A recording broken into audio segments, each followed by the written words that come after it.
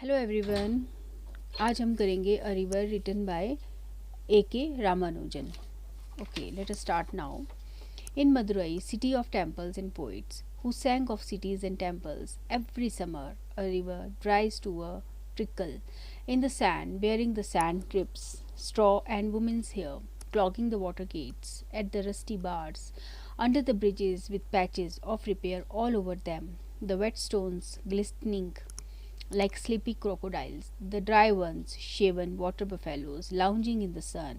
The poets only sang of the floods. He was there for a day when they had the floods. People everywhere talked of the inches rising, of the precise number of cobbled steps run over by the water, rising on the bathing places, and the way it carried off three village houses, one pregnant woman, and a couple of cows named Gopi and Brinda as usual. The new poets still quoted the old poets, but no one spoke in verse of the pregnant woman drowned, with perhaps twins in her kicking at blank walls. Even before birth, he said the river has water enough to be poetic. About only once a year, and then it carries away in the first half hour, three village houses, a couple of cows named Gopi and Brinda, and one pregnant woman expecting identical twins with no moles on their bodies, with different colored diapers to tell them apart. Explanation थोड़ा पढ़ेंगे book से हम लोग. This is a slightly longer and more complicated poem from the collection The Strides. Here we see some of Ramanujan's erudition. Erudition means उनकी knowledge जो थी as a translator of, या उनकी एक्यूरेसी जो थी वो as a translator of Tamil words. The poem is ostensibly about a river. Ostensibly का मतलब होता है अपेरेंटली या प्रत्यक्ष रूप से एक रिवर के बारे में है. In the ancient city of Madurai in the heart of Tamil Nadu. Madurai is described as a city of temples and poets, but these are poets who sing of cities and temples. There is thus a sort of a circularity to these poets and their themes. A tautology, even tautology होता है means repetition. In a city of temples and poets, the poets sing of cities and temples. There is no other words. In other words, a self-absorption or stagnation in their writing. So इसमें ये बोला गया है कि ये जो poem है थोड़ी लंबी है, थोड़ी कॉम्प्लिकेटेड पोएम है, और ये ली गई है स्ट्राइड पोएम से. स्ट्राइड जो कलेक्शन ऑफ पोएम्स हैं उनकी आर के एंड इनका पूरा नाम था हमारा ए के रामानुजन. इनकी कलेक्शन से ली गई है. 10 स्ट्राइड उन्होंने लिखी थी, एक कलेक्शन ऑफ पोएम्स, उसमें से ये ली गई है. तो हम देखते हैं कि रामानुजन्स का इसमें हमें ये पता चलता है कि जो उन्होंने तमिल भाषा को इंग्लिश में जो कन्वर्ट किया ना, ट्रांसलेट किया, उसमें उनकी कितनी वो कितने सक्षम थे, उसमें कितने अच्छे से उन्होंने उसको ट्रांसलेट किया है. ये जो पोएम है ये रिवर के बारे में है.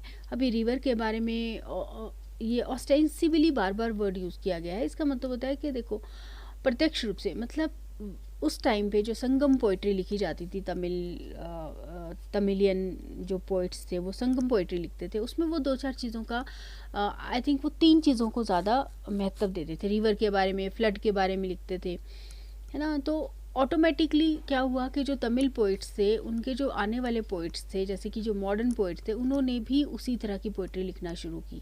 मतलब वो रिवर के बारे में ही ज़्यादा लिखते थे. जिस तरह की पोइट्री पास्ट में लिखी जाती थी उसी तरह की पोइट्री प्रेजेंट में भी लिखी गई. मतलब उसमें कोई भी चेंज नहीं था.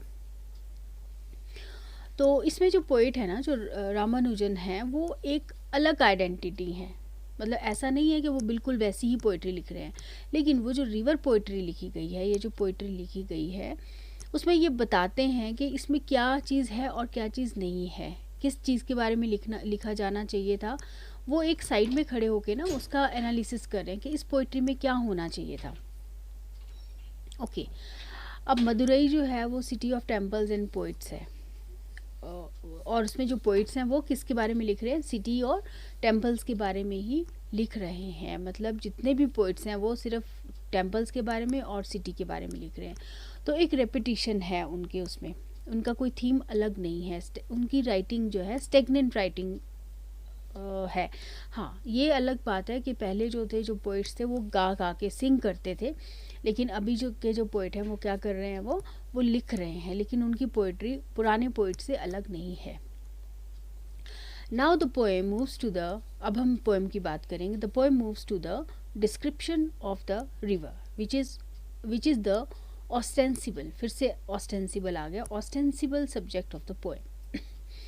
द रिवर ड्राइज टू, अब बताया जा रहा है the river dries to a trickle, trickle means एक धारा, एक छोटा सा थोड़ी छोटी सी धारा जो है, एक जैसे बोलते हैं ना ड्रॉप ड्रॉप करके, उसको बोलते हैं trickle.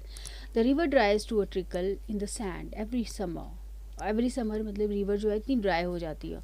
Obviously it is not a very grand और impressive river, but what it exposes or leaves behind when it dries up is described in great detail in a very vivid language.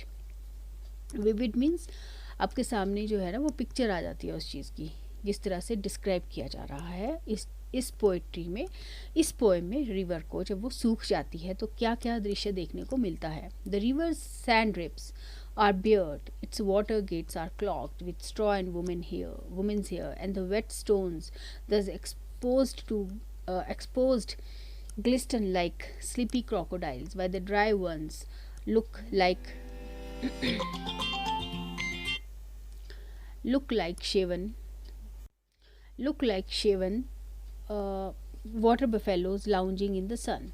As we can see, these images, which are fresh, original, and memorable, constitute a different sort of idiom than what the poets of Madurai are writing about. अब इसमें जो है ना, जब river के बारे में बताया गया है कि कैसे जब कुछ इमेजेस बताई गई हैं, जैसे कि वुमेन के हेयर जो हैं वो रोक देते हैं उस पानी को, क्लॉग कर देते हैं उन गेट्स को, या स्ट्रॉज हैं वो वाटर गेट्स को क्लॉग कर देते हैं, बंद कर देते हैं, है ना। वेट स्टोन्स हैं वो चमक रहे हैं, ऐसे लगता है जैसे कोई क्रोकोडाइल सोए हुए हैं। एंड ऐसे लगता है कि जो सूख जाते हैं ना, जो पत्थर या स्टोन्स जो सूखे रहते हैं वो ऐसे लगते हैं जैसे बफेलोज जो हैं धूप में अपना धूप ले रही हैं, उस तरह से प्रतीत होता है, ऐसा लगता है। और sand drips are bared, the water gates are clogged, है ना। और इसमें ऐसा इस तरह की इमेजेस बताई गई हैं रिवर के बारे में। Okay, as if to confirm this suspicion, the poet says in the very next line, which was actually a stanza set off from the earlier one, the poets sang only of the floods. अब इसमें ये बहुत important line है, the poets sang only of the floods. इसमें ना poet सिर्फ floods की बात कर रहे हैं और किसी चीज़ की बात, उस फ्लड से कितनी तबाही हुई है, कितने लोगों को नुकसान हुआ है, इसके बारे में ज़्यादा बात नहीं की जा रही है कि ये ज़्यादा नुकसान की बातें इसमें नहीं की गई हैं।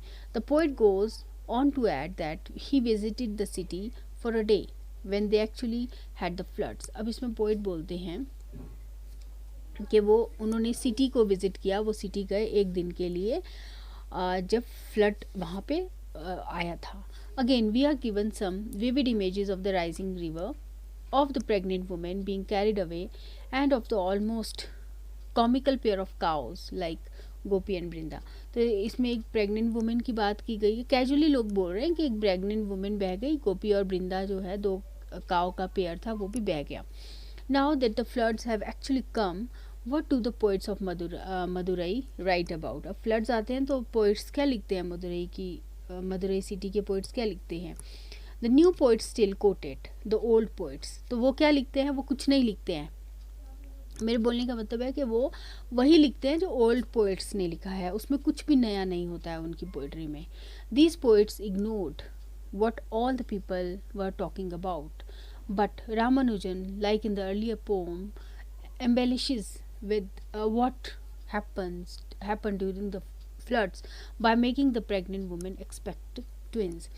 तो नए पोइट तो कुछ नहीं लिखते हैं, ओल्ड पोइट्स की तरह ही वो लिखते हैं, लेकिन जो जब रामानुजन ने पोइट्री लिखी तो उन्होंने कुछ चीज़ें मेंशन की, जैसे प्रेग्नेंट वुमेन को भी मेंशन किया गया है इस वाली पोएम में.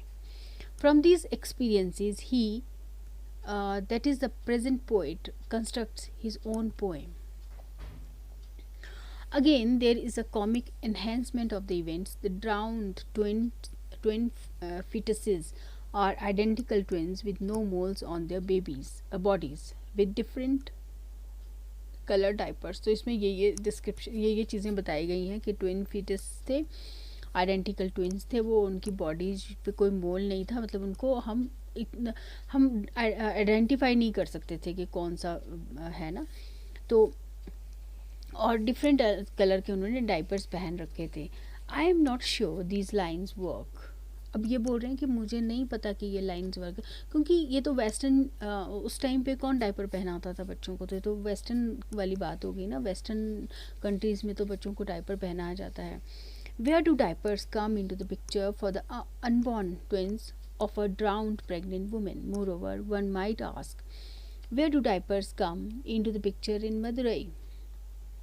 लेकिन इसमें डाइपर का मेंशन किया गया है. The setting doesn't seem to suggest the use of these items of Western hygiene in different colors to mark the difference in sex of the babies. Is the poet being ironic at his own expense? अब इसमें एक question ऐसे ही question एक पूछा गया कि ironic है क्या पोइट, कोई मजाक कर रहे हैं क्या. That is how poets make things up, bluff and say ridiculous things. I am not sure but there is some irony and comedy here at the expense not only of the poets of Madurai but at least to my mind of the present poet himself. तो ये जो भी narrator हैं, जो भी narrate कर रहे हैं ना इस चीज़ को, तो ये कुछ चीज़ें उनके माइंड में आ रही है. एज वी रीडर जब हम इस पोएम को पढ़ते हैं तो हमारे माइंड में भी ये सब चीज़ें आती हैं कि उस टाइम पे मतलब इस पोएम में डाइपर का यूज़ किया गया है ना. और दूसरा कि क्या ये जिन्होंने ये पोएम लिखी है, रामानुजन ने जो ये पोएम लिखी है, ये आयरॉनिक है क्या, ये मजाक कर रहे हैं क्या कोई, है ना. और I am not sure but there is some, हाँ इसमें बोला गया कि कुछ तो आयरनी है, कुछ तो कॉमेडी है ना. तो ये बताया गया है. One thing however seems to be clear. अब इसमें जो नरेटर है वो बोल रहे हैं कि एक चीज़ तो बिल्कुल साफ है, the poem is less about a river than about poetry itself. The river which figures in the works of the poets of Madurai is not much to write about. River के बारे में बहुत कुछ नहीं बताया गया है. It becomes a trickle during the summer and floods rarely during the year. Instead of writing, मतलब इतना ही बताया गया है कि ये समर में जो है वो ट्रिकल हो बहुत ही एक ड्रॉप की तरह हो जाती है, बहुत कम हो जाती है और उसमें फ्लड भी आ जाता है. Instead of writing about the reality of the river, about its changing shape and size, of what is exposed when it dries up and what it carries away during the floods, the poet stick to literary conventions rather blindly. इसमें ये नहीं बताया गया है कि river की सच्चाई नहीं, रियलिटी नहीं बताई गई है, उसके शेप और साइज़ की बात नहीं की गई है ना. और जब वो ड्राई अप हो जाती है तो क्या ज़्यादा एक्सपोज होता है, लोगों को इस चीज़ से क्या फ़र्क पड़ता है, या फ्लड के टाइम पे लोग किस तरह से उससे प्रभावित होते हैं. पोइट जो है ना वो सिर्फ लिटरेरी कन्वेंशंस के बारे में सोच रहे हैं, वही संगम पोइट्री के लिटरेरी कन्वेंशंस के बारे में सोच रहे हैं, मतलब वो रिवर के बारे में बहुत कुछ नहीं बता रहे हैं. The new poets quote the old ones and still write only about the river in flood. वो सिर्फ रिवर को जो फ्लड के टाइम पे थी बस थोड़ा सा उसके बारे में इतना ही बता रहे हैं, क्योंकि पुराने पोइट्स ने भी वैसा ही बोला है. But even when they do so, they don't talk about the pregnant woman who drowning or the cows carried away by the rivers. Okay,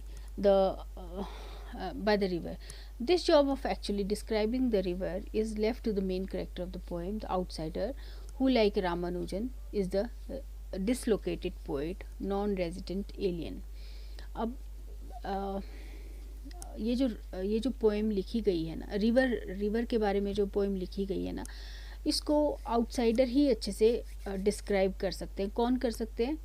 वो कर सकते हैं डिसलोकेटेड, जो लोग बाहर रहते हैं ना, जो कि नॉन रेजिडेंट लोग हैं, वो इस चीज़ को ज़्यादा डिस्क्राइब कर सकते हैं.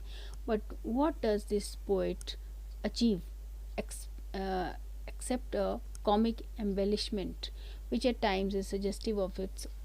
चलो इसको छोड़ देते हैं हम.